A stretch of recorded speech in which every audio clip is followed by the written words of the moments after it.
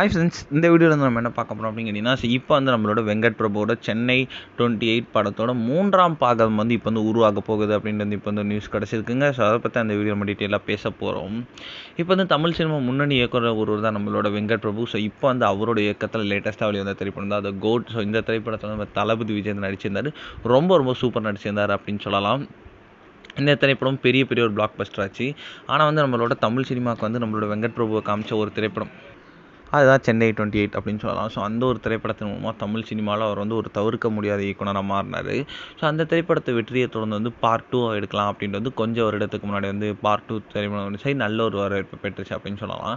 So நிறைய பேர் காமனாக கேட்குற கேள்வி வந்து எப்போ வந்து பார்ட் 3 வரும் அப்படின்றத வந்து ரசிகர்கள் வந்து நம்மளோட வெங்கட் பிரபு கிட்ட எல்லா இடத்துலையும் வந்து கேட்டுட்டு இருந்தாங்க. ஸோ இப்போ வந்து அதற்கான ஒரு அஃபிஷியலான நியூஸ் வந்திருக்குங்க.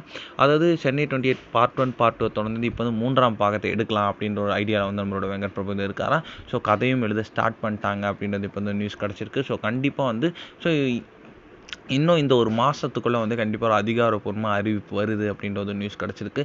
ஒரு போஸ்டர் மூலமாக வந்து அனௌன்ஸ் பண்ணலாம் அப்படின்ட்டு இருக்காங்களா. ஸோ கண்டிப்பாக இந்த ஒரு விஷயம் வந்து எல்லா ஃபேன்ஸுக்கும் ரொம்ப ஒரு எதிர்பார்ப்பு